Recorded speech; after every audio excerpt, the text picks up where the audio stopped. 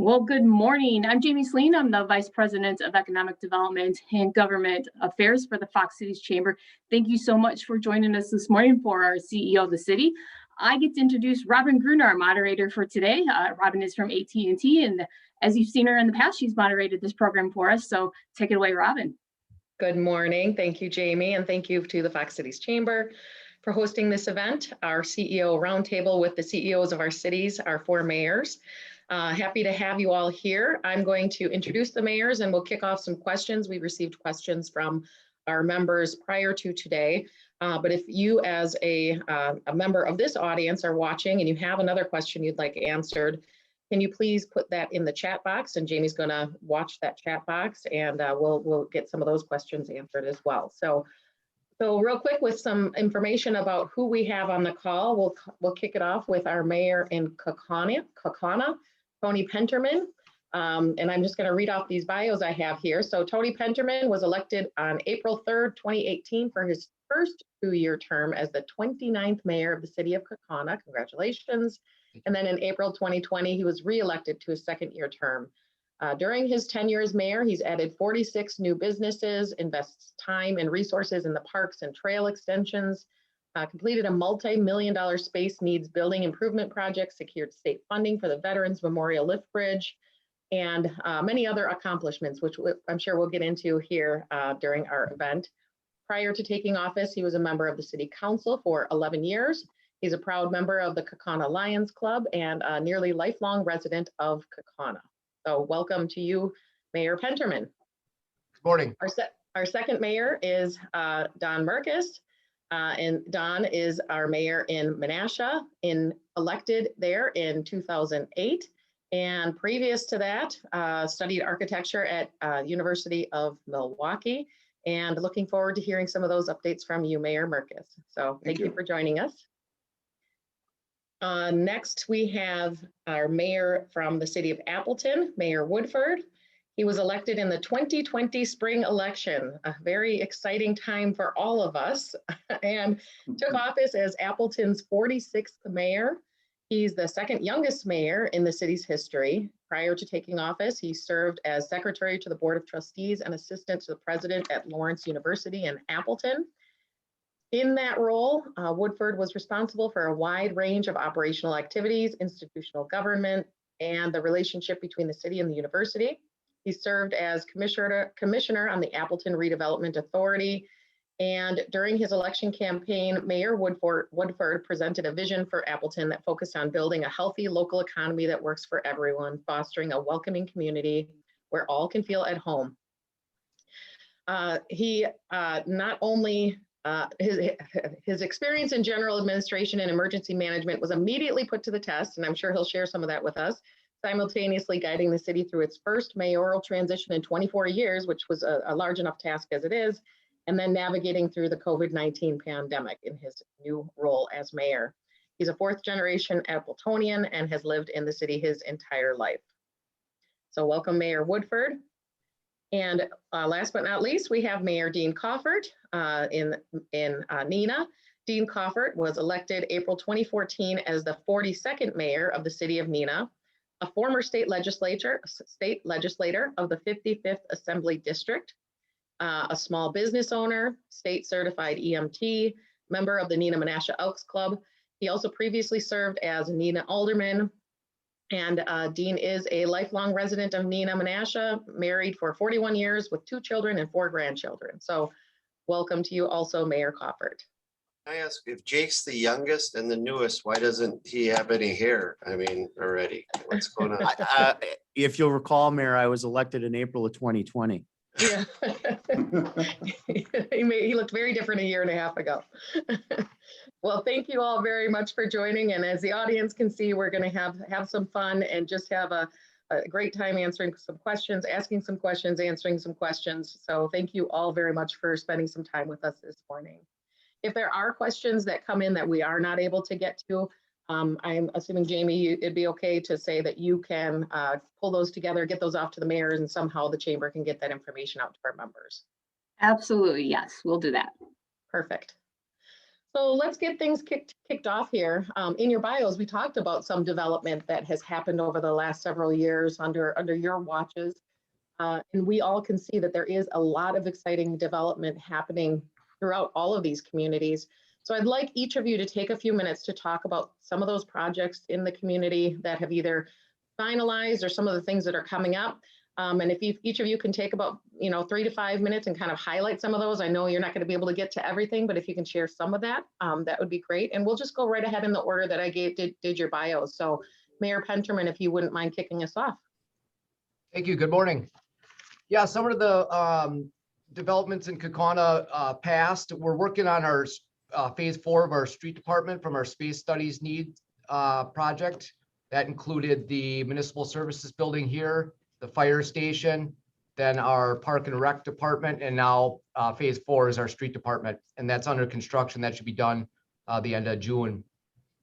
Our Veterans Memorial Lift Bridge, we're looking to install the motors when school's closed, and the ribbon cutting for that is going to be June 18th when the locks system opens. The Nelson Family Heritage Trail linking downtown Little Chute with downtown Kaukauna.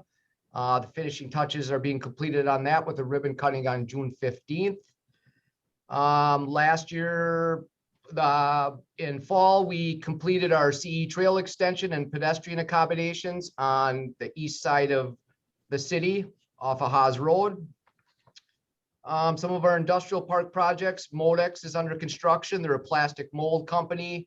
They make products for the Tesla automobile and Omaha Steaks. We have 3 offers of purchase in our NEW Prosperity Center, and they'll be announcing those businesses soon. Valley Tissue is doing a 5,000 square foot expansion.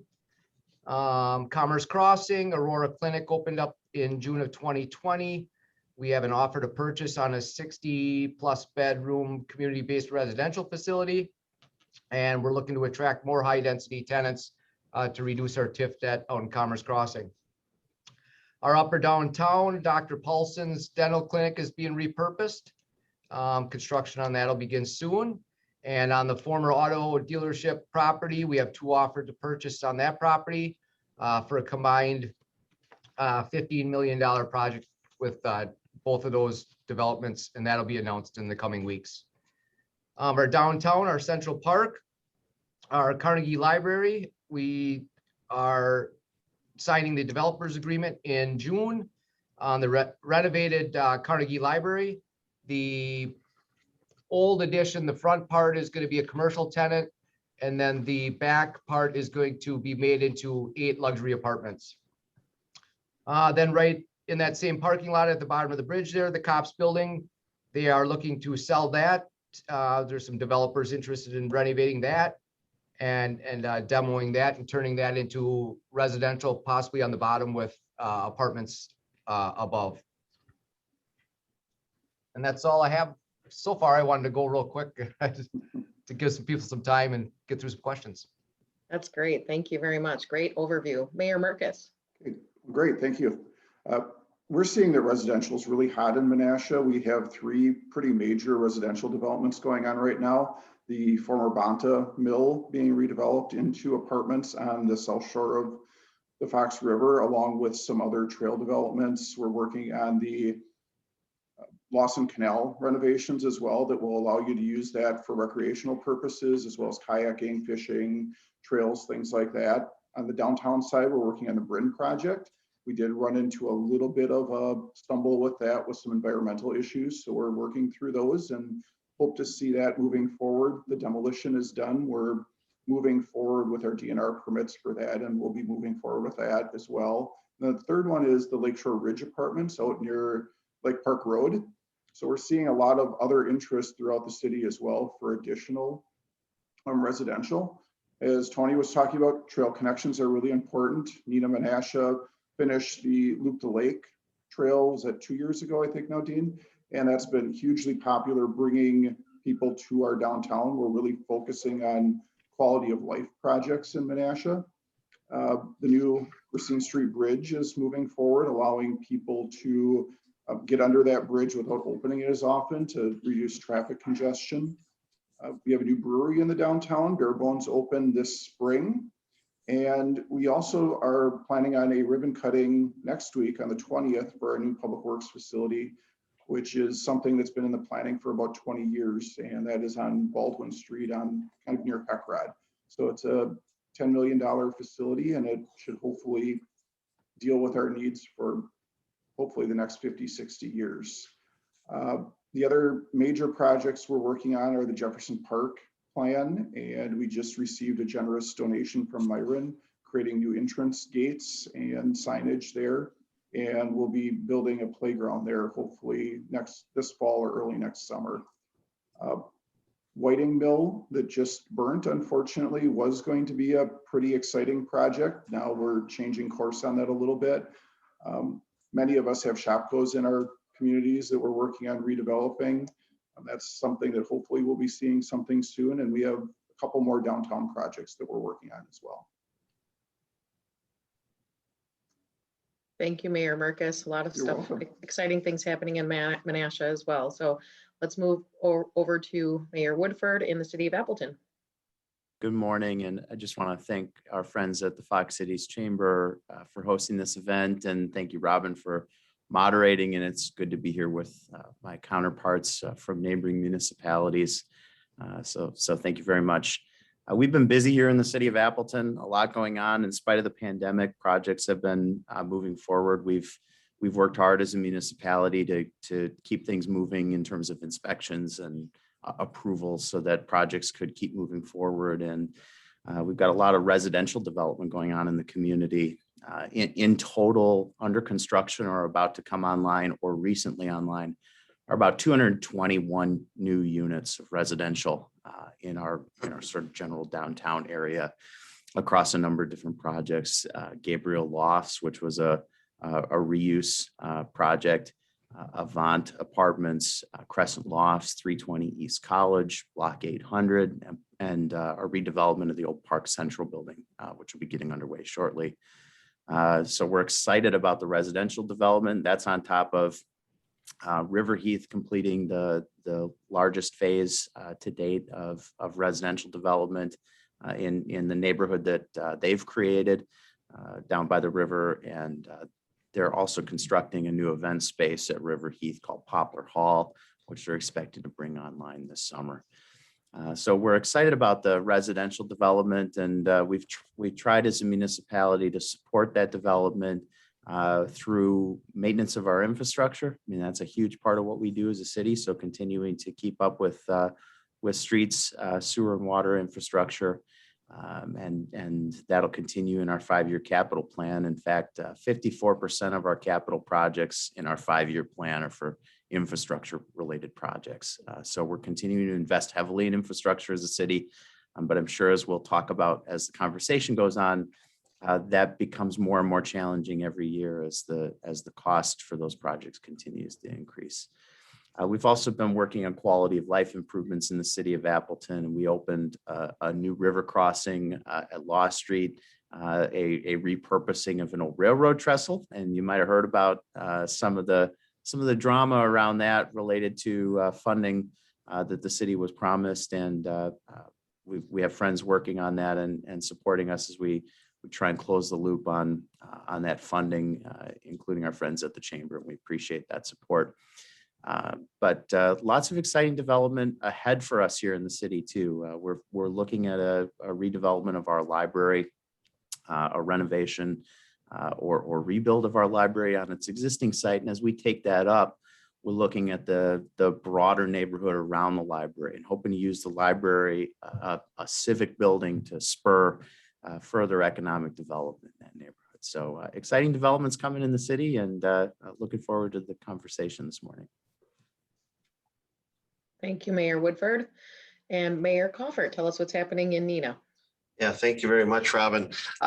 Just like the other mayors have said, the one thing that the pandemic didn't do is stop the wheels from turning on economic development. And, it's so exciting to see the entire region still moving forward with so many projects, and we're all quite fortunate in that regard. But, probably our marquee item, which I think is going to put Neenah on the map, is the downtown skating rink that's coming. It's just going to be gorgeous. It's a Rockefeller type style skating rink and community gathering center that's going to be right in the heart of our downtown, right in front of the Plexus building. It's about $4.5 million. It's going to be a gift to the city from a group of local investors. So we're quite fortunate in that regard. And I get to buy new ice skates, so it's kind of exciting for me too. But that's going to be truly remarkable, and people are really energized and excited because all you got to do is drive by and see what's going on. Along with that, something new for Neenah, downtown housing. We have 2 projects just starting. Our first one is probably a third of the way up, and the other one's going to be starting soon. But downtown higher end apartment living for our downtown professionals and for anyone who wants to live where the action is and be downtown and overlooking the Trestle Trail and overlooking the Loop the Lake and right down in the heart of downtown. So that's something new for Neenah, and we feel quite fortunate. Along with our other developments on the outskirts of the city, we're starting to expand our boundaries a little bit, and we annexed for the first time. Neenah went into we bought land. We actually purchased land and selling it back to the developer who's building very nice homes. Just a few years ago, we had 22 buildable lots in the city of Neenah, and so now they can build right in the city of Neenah and don't have to look elsewhere. So they can not only live work here, but they can live here too. So that's exciting, and lots of capital improvements coming. We have a lot of infrastructure that needs to be replaced. I'm working on my CIP as we speak, but a new police station, a parking ramp for downtown. We have 5 global headquarters in the city of Neenah, and 2 of them are located right downtown. And when you do that, you have that mixture of office space and retail space. Parking becomes an issue. Now, parking hasn't been too bad because with the pandemic, people have been working from home, but they're slowly coming back. And when they all get back here, it's going to be not pretty downtown. So it's time for a parking ramp. Parking ramps are expensive, but it's something that we're going to do. We're going to finish up Arrowhead Park, and we got a fire station probably on the line at some point. But just like all the other communities, we are prospering in so many ways from an economic development site, even with 2x4s at $7 a piece instead of $2. But we're fortunate. Great, thank you so much, Mayor. And the only request I have is video of that first time out on your ice skates, please. And I told them I get to drive the Zamboni for the first time, and then I'll ice skate. I think we'd all pay to see Dean ice skate. I think that would be perfect. My 1.5 with a twist ain't what it used to be. Well, thank you so much. There's definitely no shortage of development and opportunity. So thank you all for those updates. It's really great to hear. Obviously, we've all been experiencing something similar over the last year and a half or so, which with the COVID-19 pandemic. So the next question is going to relate to that. And we'll kind of go in the same order, but we'll start with Mayor Merkes this time. So the question from our members was, talk about how the COVID-19 pandemic has changed the way that you've performed your government functions and responsibilities. And do you think after experiencing this, some of those changes will become permanent? And one of kind of the side questions to touch on during your answer is meetings like this that we're hosting now virtually. Do you think that virtual meetings hurt or helped citizen participation when it comes to some of those meetings that we hold as government officials? So if you can touch on some of that, that would be great. And again, we'll start with Mayor Merkes and we'll go around the table. Okay, great. Thank you, Robyn. We were very fortunate to have our health department here in the city of Menasha. Jake and I both have a health department, and that allowed us to be more proactive and have greater opportunities to really have a professional there to help us as we guided our way through this kind of strange world. And we worked a lot with both the state and the CDC. We had direct contacts with the school district, helping them work their way through. And I mean, it was always a struggle between the people that wanted to be completely in person and the people that wanted to be completely virtual. I think all of us have had different levels of our city halls being open and closed, different levels of virtual and in-person staff working, and it created a lot of challenges getting things done in a virtual manner when so many people want to be able to walk into City Hall and get their business done. And we did have to change to a lot more online and email-based and Dropbox-based communication with our citizens, but we determined that people really were craving that contact. So we were able to work with our health department to put safety measures in place that we could do those things safely within our building. We're moving towards a more normal scenario again with the spread slowing a lot in our communities. We did find we had very little spread within our buildings, so we were able to function safely as well as provide that customer service. As far as the virtual meetings, I think there is both good and bad. We found that some of the group meetings that we have with staff, rather than spending a whole day driving to Fond du Lac and meeting or wherever, now we were able to do this in an hour or two. So we found that very refreshing and helpful, but we've also found that you don't have those side conversations. You don't have that one-on-one conversation with people, and you miss a lot too. So we've transitioned to a lot more kind of structured virtual meetings that are intertwined with in-person meetings as well. So we'll maybe do 2 of those meetings virtual, and quarterly we'll do them in person just to get that one-on-one contact. We found training actually is very good virtually, and we were able to do more training than normal because there are a lot more virtual training methods. We found our public meetings really haven't changed with the people that are attending.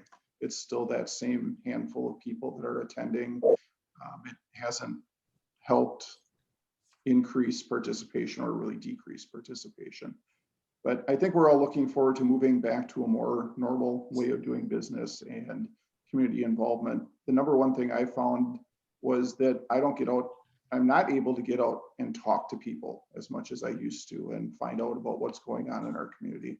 And I'm really looking forward to getting back to some of those sorts of conversations out in the community. So, thanks.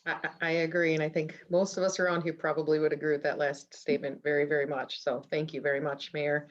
Mayor Woodford. Well, I would echo a number of the things that Mayor Merck has shared. Without question, COVID has had to change the way we did business, and throughout we've tried to find a path that meets the needs of as many citizens as we possibly could. And so throughout the pandemic, with the exception of a week or so where we had a staffing issue, we've maintained an in-person service point as a city. We thought that was important to make sure that people could come to a person and interact face to face if they needed to do business and couldn't navigate the virtual systems, the remote systems that we provided. So whether that was paying bills or handling a permitting process, we just tried to provide multiple different ways of doing business with the city, interacting with the city. You know, overall, with a large portion of our workforce working from home during part or all of the pandemic, we've been incredibly productive as a city. And I think a big part of that was the city of Appleton had been for years sort of expanding its technological capabilities. So making that pivot to remote work for a large percentage of our workforce wasn't such a heavy lift as I think it was in some places. But we miss a lot. We miss a lot when we don't have those face-to-face interactions, when we can't gather in the same room together. We miss those in-passing conversations, and we know that that's an important part of what we do as a municipality. So we've actually been working our way through transitioning back to in-person work as an organization. We started that process back in mid-March. And we're through our we're in our second phase of that reopening now, or return to workplace. And we expect to have all employees back by June 1st. Again, it's been a productive time, but not necessarily in the ways that we were accustomed to before. In terms of meetings, public meetings, and getting people involved, we've long streamed our meetings online as a city, so that was nothing new. I think more people might have availed themselves to that option. We also created an option for in-person public participation. A number of our alders participated in meetings remotely during the course of the year. Actually, last year's council never fully assembled in person. But we were able to conduct the business of the city in spite of that, and thanks to our technological capability.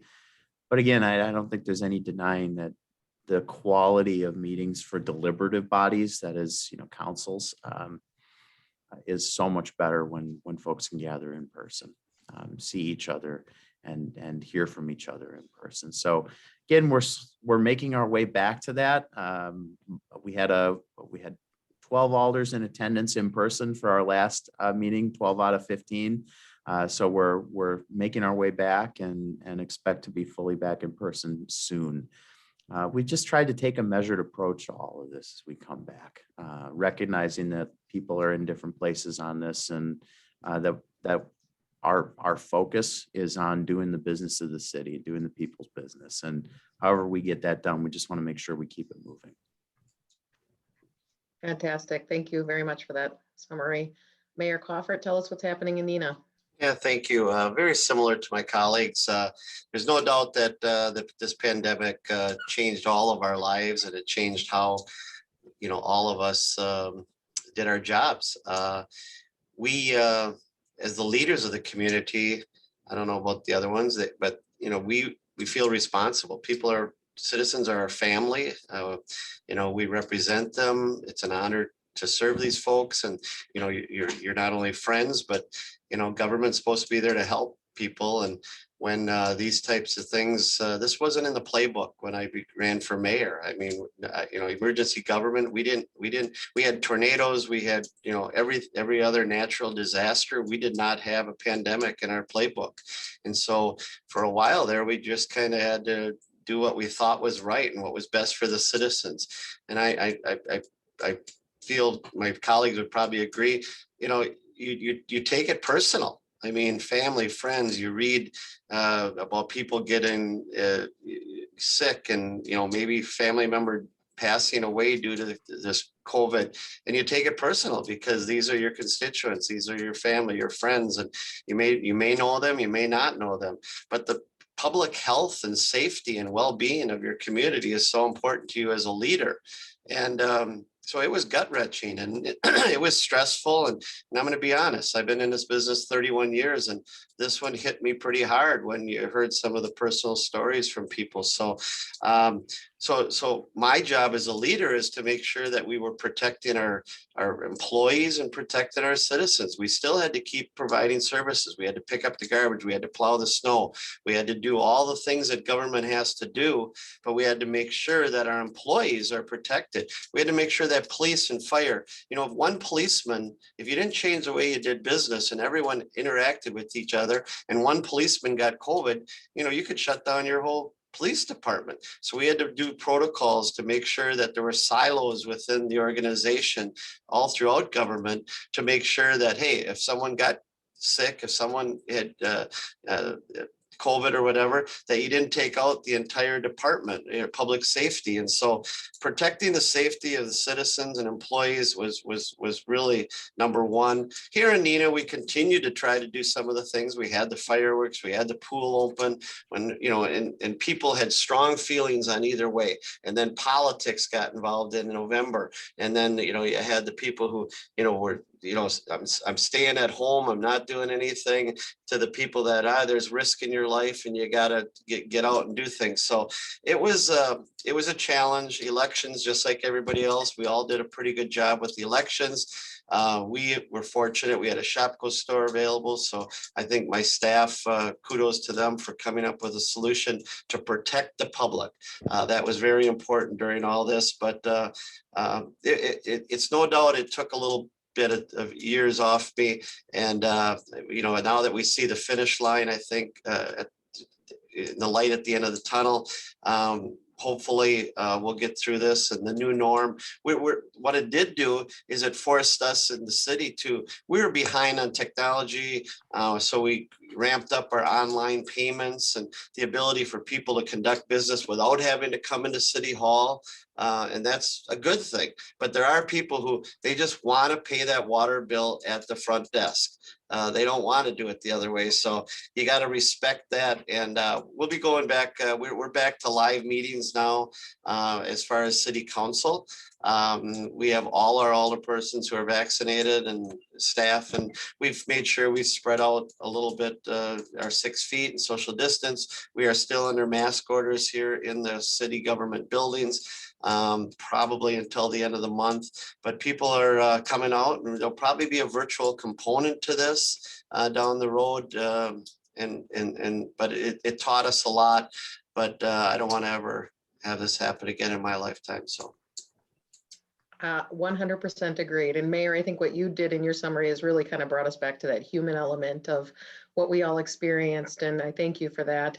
I think when this all occurred and happened, a lot of us looked to our local government for help and for answers, and none of us had the answers. And I think our leaders had to do what they thought was in the best interest of their constituents. And I don't think you'll ever find another time in history where the saying, just remember, you'll never satisfy everybody, could hold more true, because no matter what decision you made, you were going to have some people very happy and some people very unhappy. So, I think it's great that you summarize this in a way that made us, again, remember that we were all going through this and we are all trying to work our way through something we've never experienced before and hopefully we'll never experience again. So thank you. Robyn, Dean brought up something that made me remember. We're seeing a huge drop off in vaccinations right now, and both in Appleton and now Menasha, we have some kind of interesting incentives going on right now to get vaccinated. I know that in Appleton, they're offering free beer along with their vaccination, and we're offering a free Mims burger. So I know that we have a few appointments left today if anyone is unvaccinated, and that Mims burger would make a difference, or I'm sure that they can get it in Appleton as well with the free beer, and just how important it is to get vaccinated if we want to get back to a more normal way of operating. Excellent point. Thank you for that, Mayor Merkus. Mayor Penterman, if you could share with us on the Kaukauna side some of the answers of how the COVID-19 pandemic has impacted you and the way that you are performing business. Thank you. Just like every other community, we're doing pretty much the same thing everyone else is doing. We originally closed when the pandemic came about. And then back in the fall of 2020, we opened for a little while and then we closed again when that big wave came through in November. We just opened up to the public on May 3rd. In April, we had our council members come back. From the beginning of the pandemic until April, it was just myself and the clerk treasurer that were down in the council chambers. We ran all the meetings via Zoom. Currently now, as of May 3rd, we are all in person, but we're doing a hybrid. We're having all of our department heads log on via Zoom just to space out in our council chambers. The city of Kaukauna, we don't have a health department, so we rely on Outagamie County Health Department. So we follow their guidance. There was little change in the meetings from participation. We never really had much participation. We'd get maybe 2 or 3. And unfortunately, one of the ladies that used to come to all the meetings passed away a couple months ago. So very, very little participation. Even via Zoom, we probably had 5 or 6 max since the pandemic when we're doing via Zoom log on. So very little little participation, which is disappointing because it's so easily accessible to log on and listen to what's going on in your local government. We probably had 6 or 8 people work from home during the pandemic if they came into contact with someone just to stay away for a little while and not be around the office staff. I guess during the pandemic, it's been very stressful trying to, you've got the public library, you've got the municipal pool, we've got Thousand Islands, we've got the Greeno Mansion. So to try to come up with the best rules, I guess, for every different department has been very stressful. We, like the other mayor said, did a lot of online adapting. The biggest issue we had was with building inspection. We're looking at about 150 new houses in the city this year and potentially 140 apartment complexes. So those builders, they want to come in, talk to the building inspector, get those plans approved, you know, on a Thursday and start Friday. But unfortunately, it doesn't work like that. We wish we could do that, but now we're open and that has resumed. But we'll continue with a hybrid of Zoom and in person for a little while. And hopefully we can get back to all in person here, and we'll probably run Zoom for a little while and hope participation increases. Great, thank you very much for that. Jamie, I know you had a couple questions come in from the chat box. Did you want to address one or two of those? Yeah, absolutely. We have some questions in the Q&A, and the first one really actually dovetails into the conversation we're having very well. And I think Mayor Woodford, will start with you, and not because it's about young people, but because you're next in line. But the question is, how do we engage young people in the communities to get excited and involved in local government? And the second part is, how do we relay to them that they have a voice and that their voice is important? Well, I think this is such an important question because it really relates to how we're gonna be as a community in the years to come. When we talk about the sustainability of local government, just in terms of people getting involved, the Post-Crescent ran a piece about this last year, talking about how many folks are serving sort of double duty, serving on county boards and municipal councils, just because there are so few people standing up to get involved. And for us here in Appleton, this has really been about trying to create multiple avenues to get involved with local government. So we created a process last summer to actually post vacancies on committees, commissions, and boards, accept applications for those. And we've been doing specific outreach to the community, try and get new folks involved in ways that are a different kind of commitment than running for office. Running for a council or running for mayor, or running for assembly seats, et cetera. That's a totally different kind of commitment, and there are barriers to getting involved in that way. So trying to create more avenues for people to get involved. I think the other thing is for people to feel like their voices matter and that they're being heard. We actually need to hear their voices, and we need to implement the changes and the things that people are asking us to do. We need to show them that what they're saying is being heard and received. And I think until we as leaders start really doing that, it's going to be hard to convince people that it's worth their time to get involved. So that's been a focus for us too, is making sure that we're tying back to say, we approached this in this way because we heard from you that it was important. So for example, with the library project, we had a public listening session in the RFP drafting stage of that project, which was unusual for our community. Usually, city will draft an RFP, put out the request for proposals, and the public engagement doesn't start until an architect's been retained and they're doing listening sessions as a part of designing the project. Well, we started at the RFP stage with public input and said, tell us if we've got this right in terms of how we're describing this project and what we're looking for. And one of the things that came out of that was, we, in the initial draft of our RFP for the library project, underemphasized the importance of reducing the environmental impact of the facility from the perspective of the public, the folks who spoke up. So we adjusted that in our description of the project in the RFP, and it meaningfully impacted the proposals that we got from firms that pitched on the project. So that is just one example of, creating an opportunity for people to give input, then actually putting that input into action, and then telling people that we put that input into action.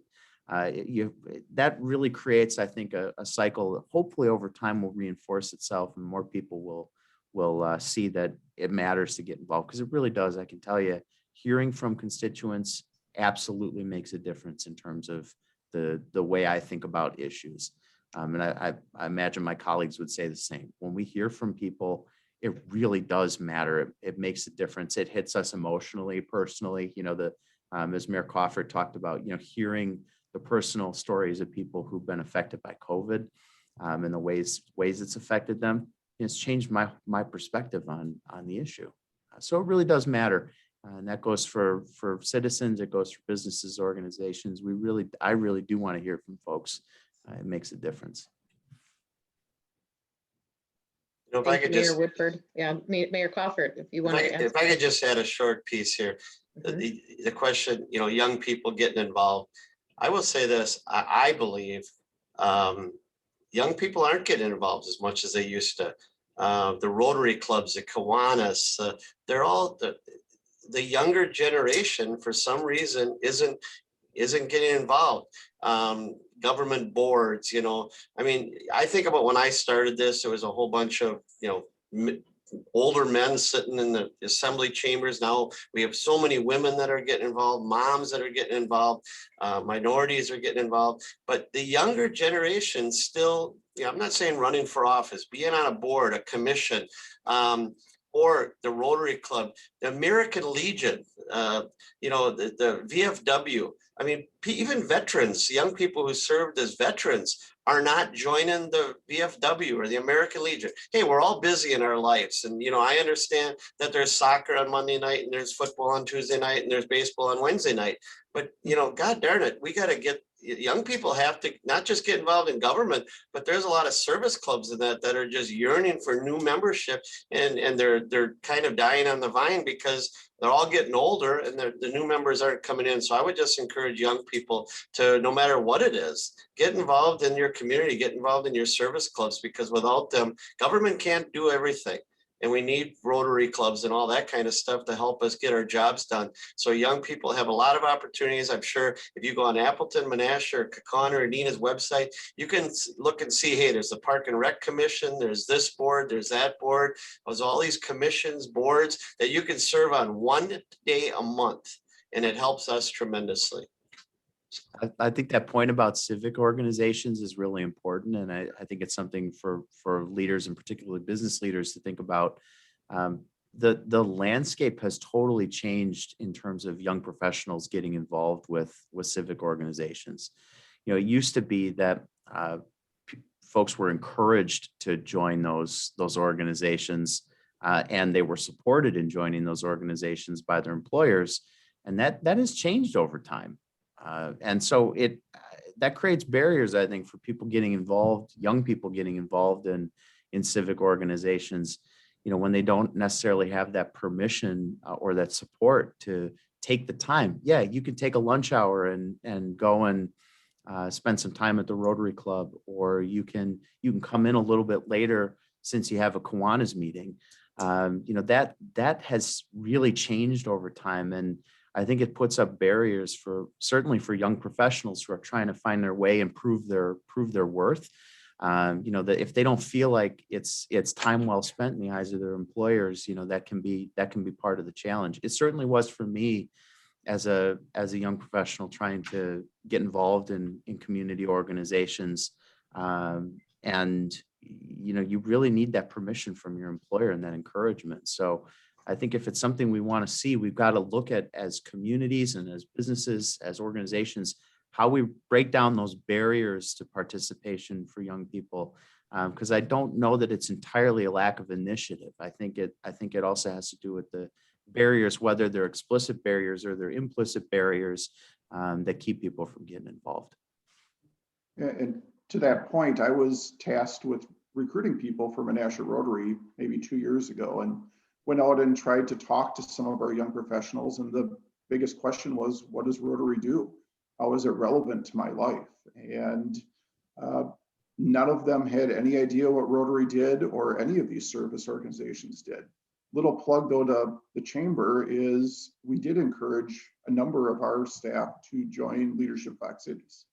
And they found that so rewarding because it did give them that opportunity to network and be part of this broader community. And that's what Rotary and Kiwanis and others used to be for a lot of areas. All of the leaders in your community, as well as some of the up and coming leaders in your community, were always a member of Rotary, but now our businesses are not encouraging their next generation to become part of those groups. So I agree with what everyone's been saying. And Mayor Merkes and Penterman, if you both could just take a quick moment to just address how local units of government can specifically relay to these younger generations that they do have a voice and that their voice is important, and what opportunities that they have to get involved and how to get involved. Have you guys been doing anything in your communities to specifically target that that demographic? And we've been reaching out a little bit as well, but again, it is, why is this important in my life? I'm busy with my kids, with my job, with all these other things. What impact does it have in my life? We did find a good deal of success with some of our vision plans. We had large turnouts for some of those, including people of all ages. But I find the most positive, most productive ways to attract people is in some of our neighborhood groups. They tend to attract some of those younger families and they're networking amongst children. And that gives me an opportunity to get into some of those groups and talk to them about why being part of these boards or part of these processes, even if it's a 2 times process, would be important and relevant to their life. And COVID has stopped a lot of those things. And we have a huge gap right now in our boards and participation at all levels, not just youth, but in general, because we haven't been able to recruit as much as we used to. And we're having the same issue as all the other 3 mayors, just trying to get people to fill any of our boards and commissions. We're looking at adjusting our times, maybe to a noon hour, where that single mother might be able to come over and join a board while the kids are at school. But now with COVID, it's hard for them to do that.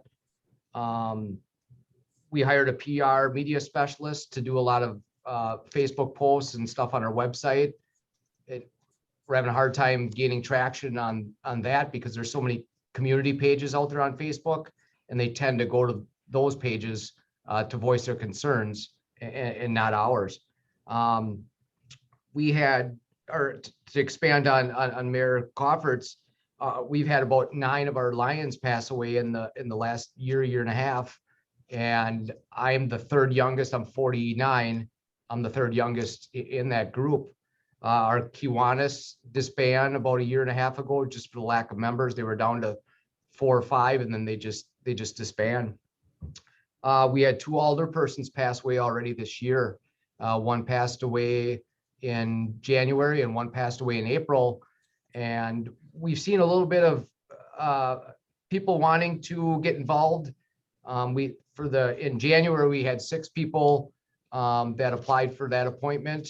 And we just closed our applications yesterday on our 2nd alder person that passed away, and there was 5 involved in that.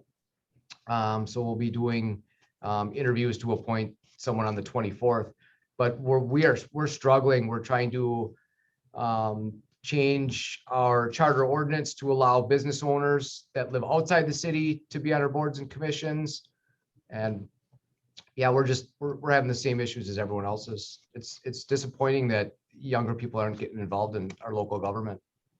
It sounds like that's a great topic for us to take offline and discuss a little further, maybe Jamie at our Public Policy Council and with Pulse, the Young Professionals Network. So definitely some opportunity for some additional discussion on that topic. Thank you all for your insight. We have about 10 minutes left here in our event. So there was one other question that had come in a couple of times prior to today regarding ARPA funding, the American Rescue Plan Act funding, dollars that are coming to local units of government from the federal government for COVID relief. And we realize there's not a lot of detail potentially tied around this at this point, but if each of you could maybe just give a quick summary of how much you are expecting in ARPA funding, who's managing that, making those decisions? Do you have any solid information that you're able to share yet on what that funding might be used for from your municipality? What are your initial plans and thoughts on that? We'll start with Mayor Crawford. Thanks, Robyn. Yeah, we're on one hand, we're excited. On the other hand, this money is out there, and it's billions of dollars, and our grandkids are going to pay for it in the end. But it's going to definitely have good things are going to happen because of it, I predict. And we are just determining how we can use it, the rules, regulations. We don't have the parameters yet. We know the general guidelines. We're not going to be able to build new roads with it. Our infrastructure, that type of thing, is going to be able to utilize some of it for water, sewer, lead pipes, those types of things, revolving loan funds, small business loans, home improvements, maybe general revenue loss. The city's lost a lot of revenue during COVID, and this is going to help us replace some of those dollars that were lost. So we're trying to put together the parameters. My general consensus is we got to help the most people possible. We got to try and leverage these funds for years down the road, maybe some revolving loan funds so that you can take those dollars, get them out there, no interest loans for people to, do something with their home, improvements. And then that money comes back to you in the form of repayments so that you can use it again. Those types of things are being looked at. Nonprofit organizations that maybe didn't receive funds. I do worry a little bit because this is going to set off. I was in Madison, and when the state budget came up, what it did is created long lines of people that would come to your door, and they wanted one thing. They wanted a share of the pot. They wanted dollars for their group, organization, whatever it may be. And aldermen and mayors are going to be very tempted to try and help everybody. Well, it's not going to happen, and we're going to have to be very, we're going to have to spend it wisely, because this is one-time money, and you can only spend money one time. That's, you can spend it one time. And so, you can't put it in for ongoing programming, because then you'll just create a deficit later, structural deficit. So it's going to be challenging. We're fortunate. We're a city that's going to receive $5.4 million because we're in entitlement city. So for us, that's a lot of money. But we'll see what happens. And we got to have a process to utilize these funds that impact the most citizens possible. And the last thing I'll say is, if there's a way to leverage these funds by working together with our neighboring communities, with our chamber, with our local governments, that we can get more bang for the buck, we should do that too. We're a little worried that everyone's going to be parochial about this money, and no one's going to want to let go of any of it. But if there's a way we can do that to make a bigger impact for the region, I'll support that. Fantastic, great suggestion. Mayor Penterman, what are your thoughts on that? Echoing the same thing Mayor Crawford said, we're looking at small business loans, lead pipe replacement, loss of revenue, nonprofits. I just sent out an email yesterday. We're going to form a ARPA committee to discuss projects and possible programs that we can offer our residents. And we're looking at getting about 1.6 million from that ARPA assistance. Great, thank you. Mayor Marcus? I turn the mic back on first. I think we're all kind of looking in the same direction. We are looking at things that will have long-term impacts on our community. We've partnered a lot with the county and regional aspects for small business loans, but we're really looking at some of that neglected infrastructure that all of us have, and how do we upgrade those things that will have a long-term impact on people's rates or health, or some of the upcoming stormwater regs that are going to be impacting all of us. Could we use some of those funds for that? We were fortunate that we did receive other funding to replace all the lead pipes within our community. So we believe that that'll be complete in the next probably 2 years without using any of these funds. So we do have those funds for other things. But again, we'd like to partner as well if there's a regional project that affects all of us, that we might be able to leverage additional money on top of that. But we would like to do long-term impacting things that will impact our residents for the long term. What was the amount that Menasha was going to receive? We're just under 1.8. 1.8. Okay, thank you. Thank you very much. Mayor Woodford, how about the city of Appleton? So we're just starting to dig into the interim final rule that was adopted by Treasury yesterday, that will dictate our use of these funds.